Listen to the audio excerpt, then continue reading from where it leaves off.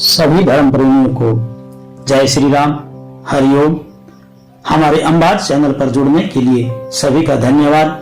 राम जी की कृपा सभी पर बनी रहे। चैनल के माध्यम से श्री राम कथा श्रृंखला भाग में आप सभी का स्वागत है।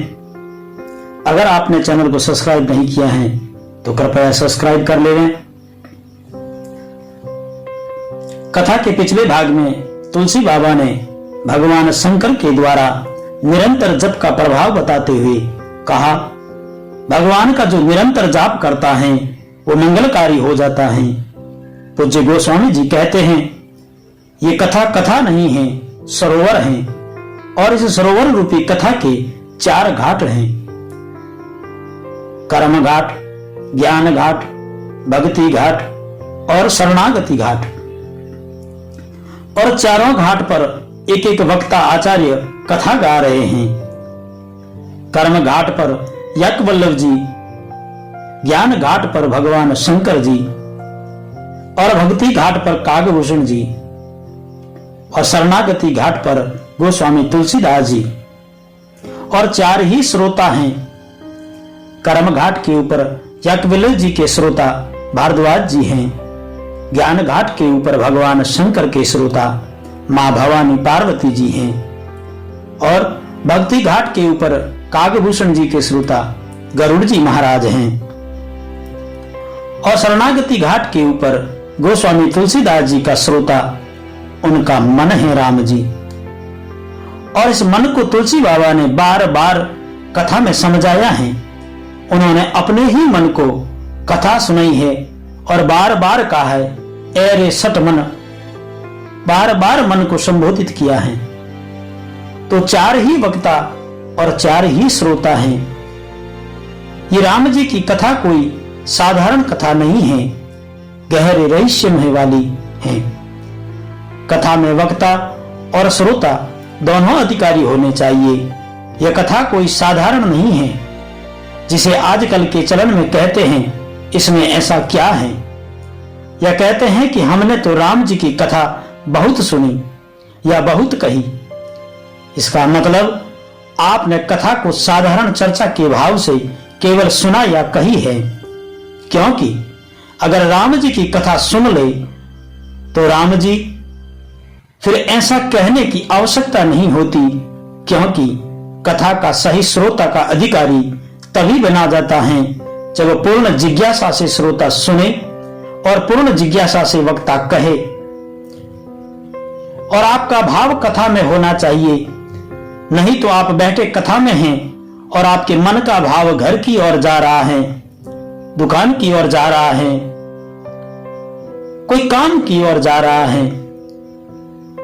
तो राम जी आपको मानना होगा कि आप राम जी की कथा में बैठे भले ही हैं, किंतु आपका मानसिक भाव वहां नहीं है, आप वहां नहीं हैं। और ये हम नहीं कह रहे हैं, कहीं महापुरुषों ने ऐसा कहा है, जहां भाव है वही शरीर है। जब हमने राम जी की कथा में समय देना अगर तय कर लिया तो फिर पूर्ण भाव से उस समय को राम जी को समर्पित कर दो। फिर आपको वही राम जी की कथा साधारण से गूढ़ रहस्यमय लगेगी और एक विशेष आनंद की अनुभूति होगी। यह सत्य है। और नहीं तो आजमा कर देखिएगा, पता चल जाएगा। तो तुलसी बाबा ने राम कथा को कल्याणकारी कहा है। और कैसे कहा है, राम कथा कलिकामद गाई, सुजन संजीवनी मुनि स्वाही।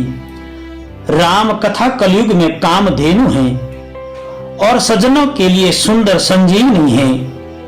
और सोही वसुधा तल सुधा, तरंगिनी भवभंजनी भरम भेक भूंजनी। यही कथा पृथ्वी पर अमृत की नदी है, जन्म मरण रूपी भय का नाश करने वाली है।